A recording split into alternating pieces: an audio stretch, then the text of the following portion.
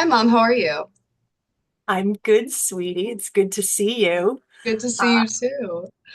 I'm excited to kick this off. So let me just say, thanks for tuning in to the Mother Daughter Download, a podcast where this mother daughter duo brings together corporate HR leadership and sociological insight from opposite coasts and different generations. Yes, we're here to explore different dynamics, specifically in the workplace, and trying to use a sociological lens as well as a leadership lens. And we really want to focus on, how we show up, what shapes us, and how everyday professionals can deepen connection, shift thinking, and spark meaningful impact in the workplace and beyond. It's going to be fun too. So Yes, I'm Lisa and mom. yes. I'm a leadership consultant and executive coach, helping leaders and teams find their next level of excellence. I'm also a former HR executive with over 20 years of experience guiding organizations through change, culture building, and leadership growth. Alex, you've heard a lot of my stories along the way. Yes, ma'am. No, it's definitely been fun hearing the HR stories. But I'm Alex, also daughter, and I'm a sociology professor. I teach at a few different schools. I teach at Howard University, American University, and Prince George Community College. And I largely specialize in identity and social inequality or social equity to make it more positive. But I'm here to, ask questions, be curious. Major values are being compassionate and really centering ourselves on equity and community growth. So I'm really excited to have these conversations with you, kind of mixing our perspectives together. Yeah, me too. I've learned a lot from you over the years, and I continue to do so. So, just a little bit of a disclaimer. Want to say these conversations we will have are rooted in education, our lived experiences, and our perspectives. And we're not offering universal truths. We're here to ask, as you were already saying, Alex, good questions, share what we're learning, grow right alongside our audience. And what we believe today might indeed evolve tomorrow, and we think that that's a strength. Not a flaw. So take what resonates with you for you and question what doesn't. And above all, let's stay curious. We're here for the complexity, which is our lives and the world and the workplace, here for growth and want to very much welcome your voice into the conversation. And we will Yeah. definitely make sure that all our references and supplemental resources are offered in the description. Yes, absolutely. So with that, let's dive in. So, first of all, what is professionalism, right? Um, and so, with that, I want us to center on, we're going to center on our experiences and beyond, but we also want to ask you and open up interaction and engagement in terms of we would love to hear your stories and experiences and perspectives and thoughts in the comments, right? So, do reflect on, have you ever had your professionalism challenged? Or are you on the other side of that and had to challenge other people in terms of professionalism? And then also, have you ever felt that you had to adjust yourself to fit in? And this could be in the workplace, in academia, or otherwise in terms of professional expectations and communication. And so we invite you to kind of share your experiences with us in the comments. And we're going to share some of our experiences as well. So, Mom, I want to ask you if your professionalism has ever been challenged, but particularly as an HR leader, Mm. have you ever had to challenge other people in terms of professionalism? Yes. So, it's been an interesting ride. And again, a lot of different experiences. So clearly, as an HR leader, I've been in that role where I've actually created the policies, have created the employee handbook, and then have worked closely with managers across the organization so that they understand it and then, yes, enforce whatever we might have. And I'm thinking particularly of the policy when we think about professionalism, maybe dress code is tucked under there. Yeah. Um, Yeah. so yes, and then I also want to share, the question you just posed about adjusting to fit in, and being a female leader in many industries where I was often the sole female leader in again a room full of men, and whether that was a group of 40 or 12 or 8, it has been my experience, and I have definitely adjusted, whether that's, how aiming to do that whole fit in, is Yeah. my voice strong enough to be heard? Am I dressing in a way that I'll be taken seriously? Am I Mhm. doing and ensuring I'm doing the extra work to be ready and prepared? Yeah. So I've had those experiences myself again, and a woman in a space that again was clearly led or male dominated. Yeah. But when I think so, that's a story. I'm curious, how about yourself? Have you had any experiences where you've been told you need to adjust, or that doesn't look right, or Yeah. So yes, I've definitely had certain comments about professionalism and sometimes kind of, like you said, like tucked under microaggressions sometimes, whether that's comments about my hair or my dress or the way that I talk. But as a professor, I will say I'm more so in the position of managing my students' professionalism, and find myself questioning and reflecting a lot on what I expect from them and why. In terms of, again, personally, in my current job as a professor, I've never been questioned. I think I was sharing this with you the other day, but I sometimes it's self-imposed where, mm, sometimes I dress up, sometimes I dress pretty lax. And sometimes when I'm, maybe in a sweatshirt and leggings or jeans, I worry that my bosses will think that I'm unprofessional. But I don't think that they would ever say anything like that because I am largely respected as a professor and I have a lot of flexibility, which is nice. But like I said, you know, I have to think about it a lot with my students, where my boundaries are, where my lines are, and how much certain things really matter. And so I do think about professionalism a lot. And, you know, both of us, whether in corporate or in academia or in another space, our ideas of professionalism are shaped by socialization, by how we grew up, what expectations that we had, and that's what's normal to us. That's usually what we expect, what was expected of us. And mhm. so I have to also think about that and avoiding kind of the, well, back in my day, when I was a student, well, when I was in work, this is what was expected, and therefore putting that onto other people. And again, our goal is really to learn and evolve, be open, compassionate, and ensure that we are, educating ourselves and focusing on what is really important in terms of intent and impact. Yeah. It's Yeah. such an interesting point. And as you were talking about, again, your own experience and evolution of looking at professionalism and how you're acting as a resource to your students, I'm thinking about my own growth with more years, more decades than you. But I want to go back to when I joined the workplace in the early 90s after college. And again, thinking about what's professionalism and how do you define it?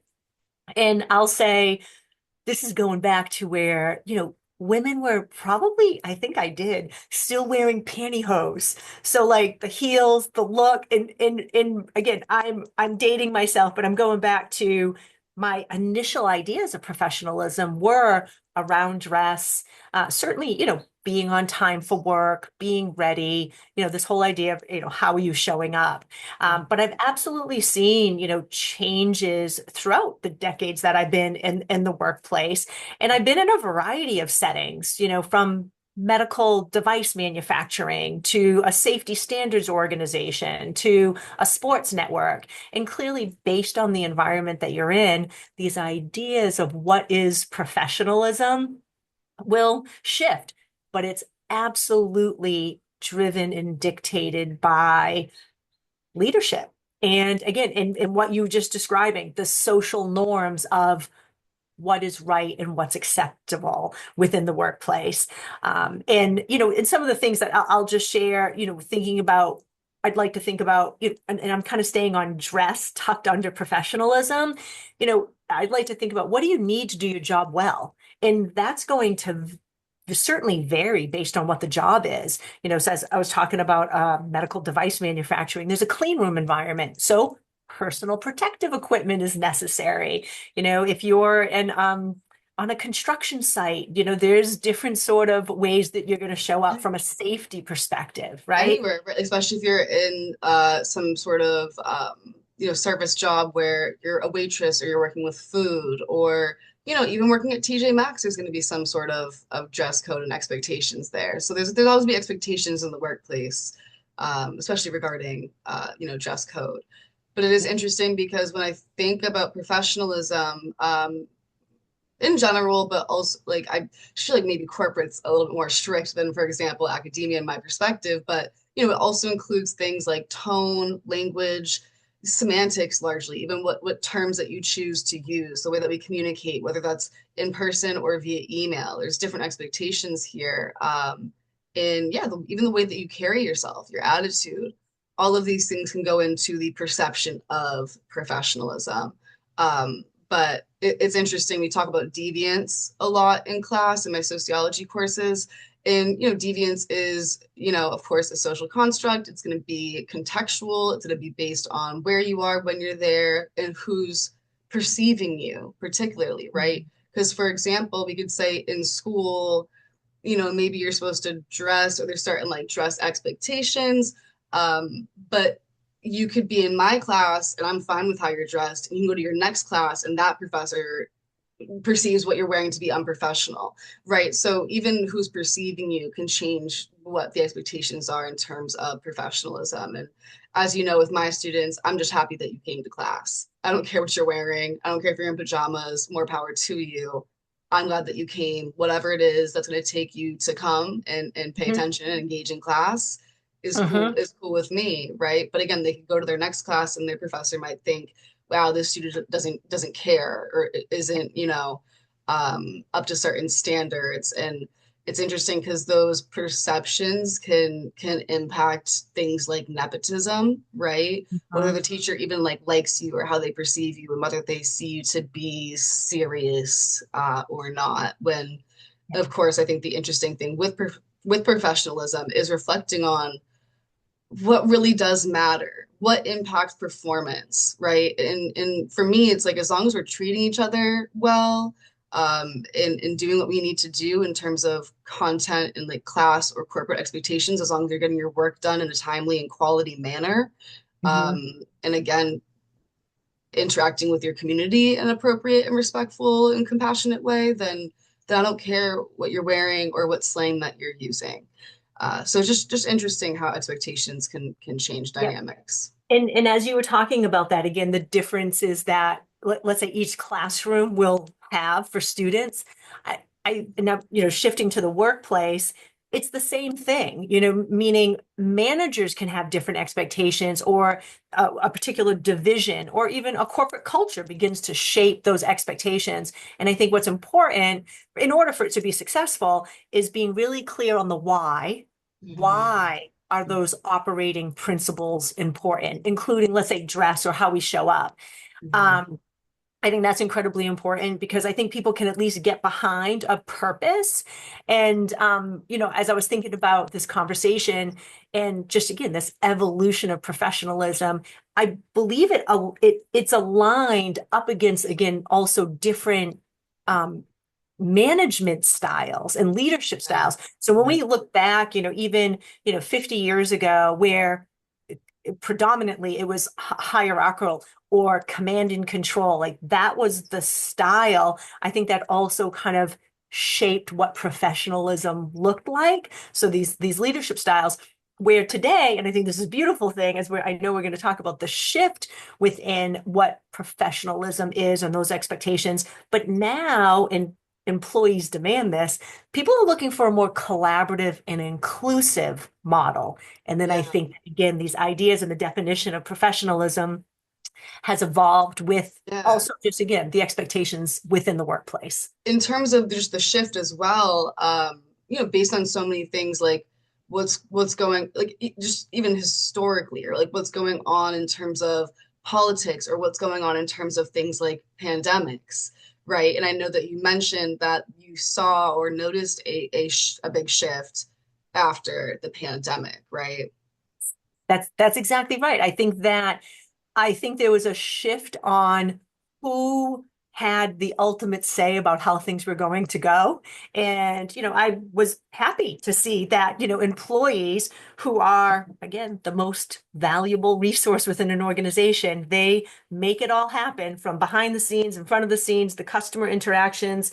They are representing you, whatever, again, the business is, and them saying, yeah, no, no, I want and need more of this work-life balance. I need to do a better job integrating work and home life.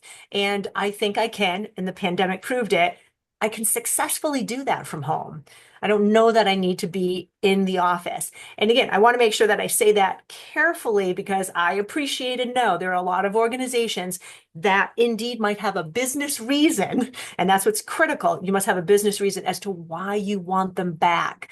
But we know there's been this shift from globalization and again, increased diversity. And because of technology being as significant as it is, it has changed and shaped the workplace. Yeah, I was like really smiling about you kind of alluded to power of the people and people realizing that, yeah, the power comes from or people, if we come together as workers and we demand what we need, we do have power. But again, we need to come together as a collective and be like, this isn't working for us. This is what we need. This is how we want to move forward with this. And when we do realize those things, when we do realize that as a collectivity, we have power as the workers, the 99% of us versus that 1% that's the CEO or the people, the VPs, right? I think it is really beautiful that we were able to come together over common experience and demand what we need and based off of the fact that geez, I don't need to come sit in the office 9 to 5 days a week for me to get done what I need to get done in a quality manner. Of course, you're gonna have to come in once in a while to be like group meetings and whatnot, and I think we're all sick of Zoom, so it is nice to have human interaction.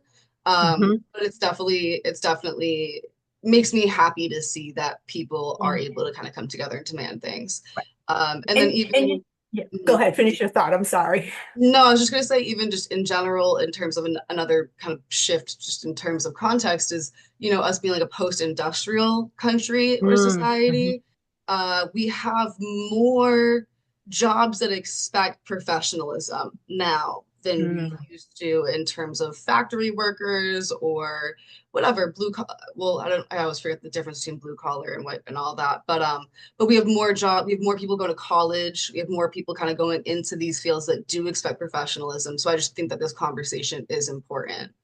Yeah, and I think you are talking about, of course, there's a lot more knowledge workers out there now, service workers versus again the blue collar, where ultimately you're hands-on working on a project, and whether that's an electrician or a plumber or construction and otherwise. Right. But I appreciate what you were talking about too. Again, the collective power of voice, and when I think about leaders and organizations today, and I am optimistic because I believe that leaders also have shifted their perspective of, again, what's acceptable and what will work. And they too are learning, just as we are learning together, through our podcast experience. But I think leaders are doing a better job checking in with employees about their needs. And this is where I'll kind of like, come full circle with what I believe there's a new definition for professionalism. And I think that it's now not so much about, like, let's say, our outer appearance, and again, identity and things that we can't change about our identity, but more so tuned into, does an employee, us as professionals, meet and exceed expectations on a regular basis? And are we aiming to improve and get better? That makes you a professional. Are you, let's say, as a leader and also as a professional contributing to an environment, are you working towards making an inclusive environment? And we know that there's studies and impact that show that results in impact to the KPIs. And those are key performance indicators that all leaders and organizations care about. But this idea of an inclusive environment where people are indeed welcome to be who they are and bring their talents and strengths and uniqueness, employees are 50% more productive. There's more innovation. There's engagement, scores go up. And I believe all leaders and organizations are looking for that. but it also impacts turnover. So I think that this shift in expectation of what it is, it's changing, and I think that it's also ends up being a win-win, I believe, and that's what's important for the employee as well as the organization. Mm. I do have to say, I Yeah. respectfully disagree with you a little bit. Okay. And it's more so, I agree with the overarching idea and what you're saying, but I get kind of more so semantics in the way that I think about it. Um, this doesn't directly apply, but when I think about like reform versus like revolution, right? And reform is kind of like fixing or altering something, right? And those things tend to be symbolic versus revolution is kind of moving away from that idea or that structure and moving beyond it. So for me, I know that you had kind of asked, or I'd kind of seen in our notes, oh, redefining professionalism. I don't think that works. It does, I think, in terms of corporate, and it sounds really nice, I think, and I think there's really good intent there. But really, all we're doing in terms of that is, yeah, altering the definition, which doesn't change the toxicity of the idea. And so, for Mhm. me, I think we need to move away from the idea of professionalism because it is innately going to be based on racism, classism, sexism, and again, what we when we think about really when I think about and what I tell my students when I think about professionalism, I think this is doing the best that you can to emulate, talk like, be like, and appease white, affluent, cis het men who are just disproportionately in places of power, right? And this is not against men or white people or whoever. There's plenty of allies that and plenty of people that do a fantastic job trying to push for progress, but it's more so about patriarchy and white supremacy and these structures of power and prestige and privilege that we have. And I think that innately professionalism is going to be racist, classist, sexist, based on education, ability, neurodivergency, sexuality, right? It's always going to be this kind of hierarchy of who can be the most professional. Whether we Mm. change that definition or not, we can change the definition and we'll still have that, ooh, I'm trying to be more professional. We still have those expectations. So Yeah. I don't know. I don't have like I don't have an answer yet, but I'm more so on the side of let's move away from this idea of professionalism. Maybe there's a new word, a new idea. Mhm. But just, I don't know. I think about kind of like, oh, adjusting it. All we're really doing then, or updating the definition, we're not really getting away from the inequity that idea perpetuates. Does that Mhm. make sense, sort of? Yeah, I hear you. And then so let's play with like what could the word be? Because at the end of the day, I believe this. I believe an organization where there are a group of people coming together, and I certainly working as a leader needed to, of Yeah. course, and you do in the classroom, Conceptualize that. you need to Yeah. be able to share. And I'll just use the word because I used it earlier, operating principles. You need to be able to outline what does good look like. And again, going back, I want to be clear. I I spent many years where I felt like it was about like in this outward appearance, your appearance and so on. But I do believe, and I think there's a good shift in this direction, and there's so much more work to do. But I think it's now about, all right, well, what can this person do in regards to performance of the job? What can this person do in terms of contributing? What can we do about open communication? And I think integrity is a big part too, in terms of like do what you say and stay true to your values. So I'd really like to see, whether we call it another word, but there have to be components of I have a some. word. Okay, agreed way of how we show up. Okay, Yes. what if we called it I and I or I, intent, impact, and integrity? Ah, Like I liked I and I, almost like DEI, but I and I like intent, impact, but then also integrity and focusing in on those things. What is our intent? How are we showing up? How are we treating each other? What is the yes. impact of the way that we are moving and presenting ourselves? Are we having a Mm, positive impact to each other for ourselves? Are we having a positive and educated like impact and a positive impact on the company, on leadership, as a leader, as a team worker? And again, also then having integrity. Like, are you proud of the way that you're showing up? Is it Mhm. authentic? I know that authenticity is important to you. Are you showing up in an authentic way? And are we holding our own integrity in terms of treating other people well, being open-minded, being willing Yeah. to understand and see that people are going to present and communicate in different ways. But again, as long as the intent, impact, and integrity is there, then Mm. that's what's kind of important, so I don't know. I'm Hmm. like, you could almost play with the alliteration of Right. intent, impact, and integrity. But yeah, I do also, like, we kind of recently spoke about this as well in terms of authenticity, and that's really hard within the framework of professionalism. We say that and we do want that, but we want it within a specific constraints in terms of be authentic, but not too authentic, right? And realistically, we can bring in like Irving Goffman dramaturgy, where he kind of talks about every kind of environment that we're in is almost like you think of dramaturgy as like you're in your own drama, you're the star of your own movie, and there's different Hmm. scenes within that drama. And you're gonna act differently with your friends, with your parents, with your partner, at work, out at a club, right? You have these kind of different aspects of your identity, and realistically, there's gonna be some aspect of code switching, and still, of course, trying to, because we have to play into the idea of professionalism if we want to get ahead, if we want to do well. We know that we need to still play into that idea, whether we like it or not, right? Yeah.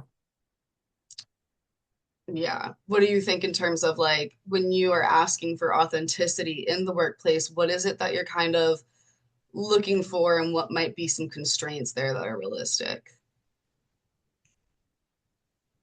Well, when I think about authenticity from a bigger picture, let's say aspiration, and I think it's an aspiration.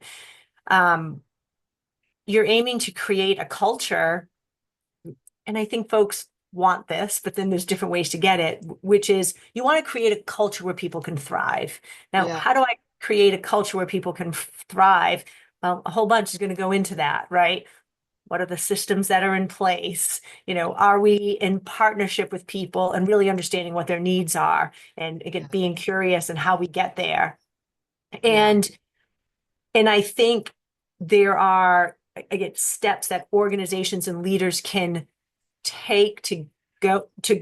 But I want to get to the place of like, wow, can we really allow people to be authentic? Because I agree with what you've described, and I've seen it play out, which is I can't really share me because there's a power dynamic. I can't Right. really share me because if you hear something that maybe is not fitting within the norm, or again, what's been set by Yeah. leadership, which often, again, my experience has been it's been led by white men and whatever those norms are. Yeah. Um, And to be clear as well, like, we are going to struggle with authenticity in all of our different scenes in life, right? Again, still, whether you're with your friends or your sister or your parents, like, I think the goal of authenticity is a difficult one, even beyond, corporate in the workplace. Like, that's a hard one to attain. People have to kind of figure out who they are first as well, So yeah, that's yeah, definitely a difficult one. But of course, I think for both of us, again, critiquing professionalism or trying to improve our idea of that, of course, as we said, and based off the integrity and impact and those types of things, there still are going to be boundaries. There's still going to be things that are no-goes, right? And so, like, particularly for you, for example, you did a lot of interviewing, right? So mhm. what have you seen in terms of kind of the professional standpoint, in terms of things that within interviews you're like, that's absolutely not going to fly? So specifically within an interview, some of the things, and again, connecting this with ideas of professionalism, that I have expectations. You'll come in prepared. You'll have looked at the website. You will have, done your research on what is this organization all about, including both the overall organization, what we stand for, the influence that we have, as well as having reviewed well the job post. Right. Um, Maybe Right. you've gone and taken a look at, LinkedIn, so you're learning a little bit more about the folks that you're about to interview with. Um, and then learning about the culture so that maybe and hopefully, and this is important too, and I know we might get to talk about this a little bit, is I believe individuals, let's say, need to show up, let's say, to meet standards to get a job. I also believe an organization needs to show up in a way to entice employees to apply and to stay. So I want to say, and you know what? Let's use the triple I because I like it. And if you intent Impact and integrity. intent, impact, and integrity. So I'd like to say both parties have to exhibit that. So I want to Mhm. finish with the interviewing though. So I think that there are things and some clear steps that people can show up well in terms of preparedness.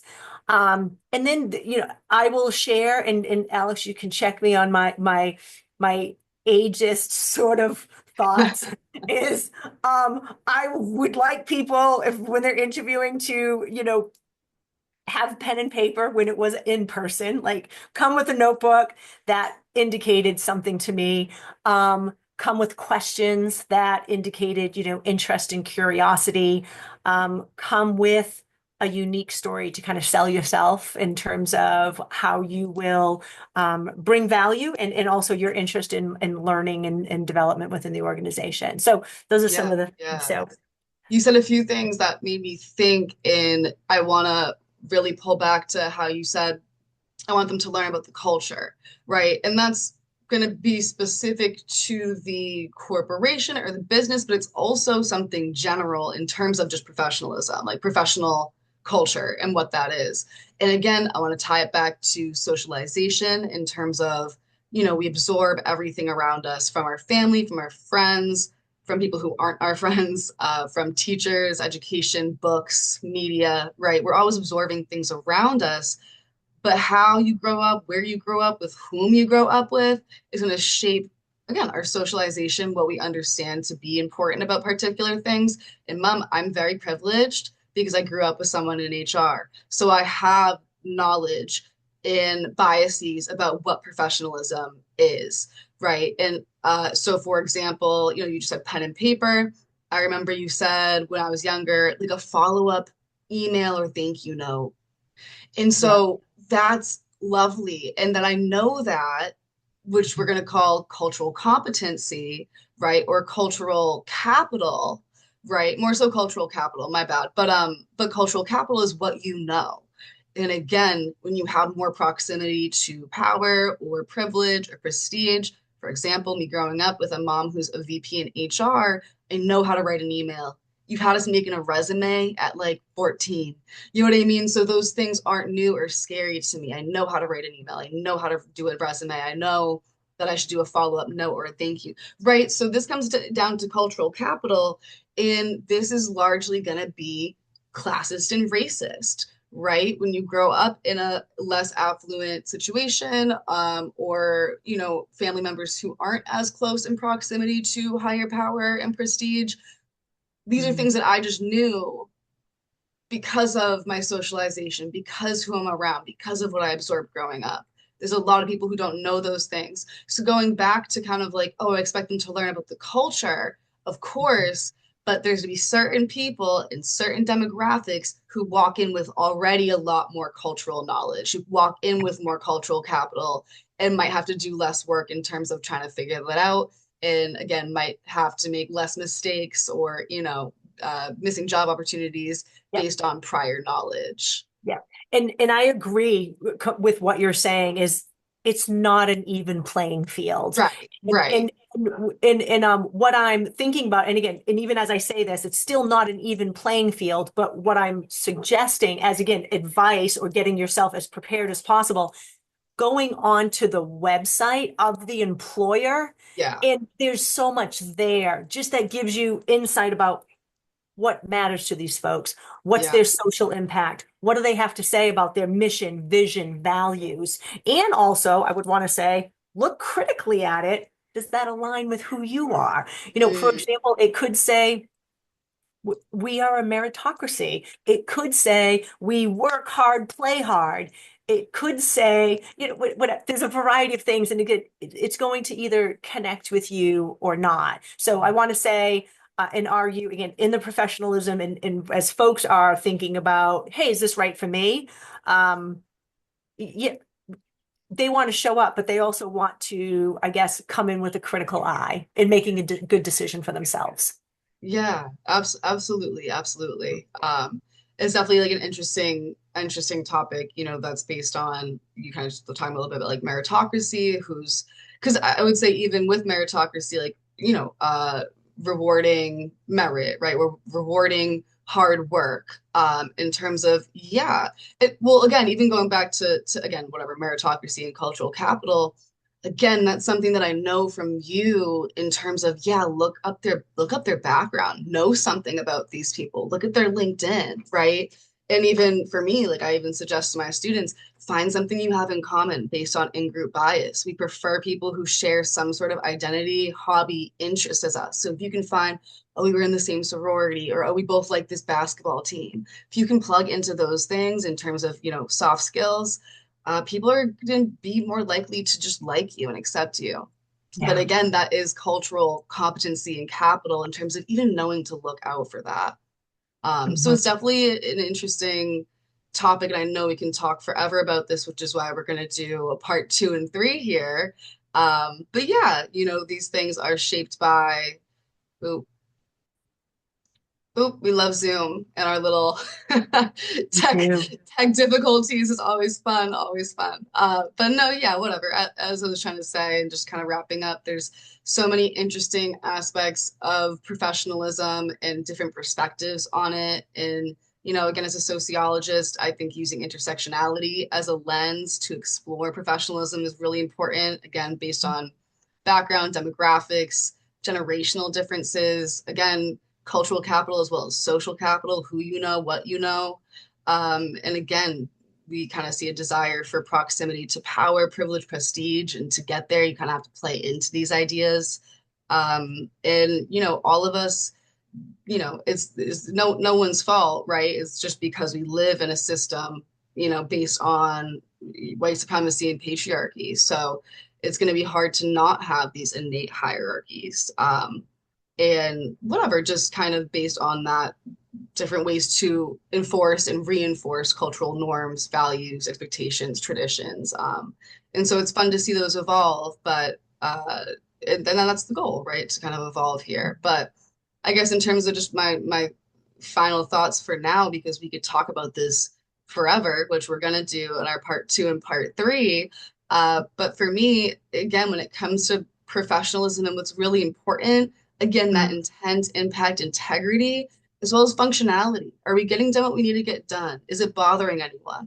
As long as we have like mutual respect for each other and whatever space that we're in, and as long as we're being efficient to the best of our ability, I think Mhm. that's what's really important when it comes to professionalism. But Yeah. yeah, but what are your kind of like final takeaway Yeah. So comments? as I guess what I would add, of course, coming in with the corporate lens is wanting to challenge leaders who are tuning in, or folks who again have the power and again the impact and intent and integrity to put standards and expectations in place at work, is really think about, am I setting these standards with purpose, or is it based on, let's say, my personal preference? And Mm, that I think is an incredibly important pause for mm, leaders, is like, think about that. And I'll just share and put out there, I had my own personal preference years ago, and the employees who worked for me were well aware of it. And I had a personal preference, but can we wear jeans? Can we wear jeans? Can we wear jeans on Friday? And I'm like, no, right. no, no, no. And I was adamant based on a personal preference. There was no purpose to my no. So I own that. I want to say to the employees, you know who you are. You worked for me at that time. I'm so sorry. So, I but even now, think about how you have a preference of I remember you being like, "Oh, don't email me and say hey." And that's something that I've yeah, absorbed from you is I'm like, "Why are you emailing me? Hey." You know yes, what I mean? And so it's funny reflecting on those again preferences there. absolutely. And that, and again, fits right in the professionalism conversation. Like you're addressing me, hey. But if I'm going to open up and be aware of, again, generational differences, and if I can just like lean in with curiosity, and if I ask some questions, I think I'd learn a lot more about that. And I would be wrong in my assumption of, oh my goodness, is that person being rude or disrespectful? Because I don't think that was the intent, going back to your triple eyes. Yeah. And I think I want to leave this with leaders and folks who are responsible for putting together these standards and expectations in the workplace is be intentional and then also iterate, meaning you don't have to set it and then just be like, oh, there it is, it's etched in stone. Like, no, just this is what we have, this is why, and that we want to test it and check in over time and be sure that you're checking with a variety of folks, ensuring again there's diverse representation of meeting the needs of again your full and inclusive employee population. And I do believe, again, some of the standards, they will align with what's important to the organization. Again, the content of the actual work, who's the customer base. You do need to look at who your stakeholders are, and then certainly safety implications. So I think all of that feeds it, but I think it's incredibly important that we can't just roll out like, these are my preferences, no jeans on Friday. There has to be a compelling why. Why do these, again, standards and expectations exist? So Yeah, I'll pause absolutely. on that thought. Yeah, no, And definitely. yeah. And I know that what I'd love to do as we're thinking about all these different pieces is to invite our listeners to share their experiences. How do you go about creating standards and expectations regarding professionalism in wherever you might be in order to bring out the best in people? Because like that's our goal, right? Yeah. We all want that. So those I'll leave that for our question, our Yeah. listeners to kind of add to the conversation. Any Yeah, final thoughts absolutely. from you over there? I would just say, reiterating, share any experiences or advice or suggestions, but also don't hesitate to comment any questions because we do plan on, at some point through this series on professionalism to go in and answer your questions as well. So you'll get that answer from, the HR corporate side as well as the sociological side. So don't hesitate to comment, share, ask questions. We're looking forward to it. And again, we will share a bunch of resources in the description if you would like to look more into this based on more so, research. But otherwise, Mom, I just had a blast with you. I'm really looking forward to doing more of these chats. And yeah, whatever, looking forward to moving forward with this and hopefully creating some sort of positive impact and providing some sort of education. So thank you to all of our listeners. We're so grateful for you, and we look forward to connecting again soon.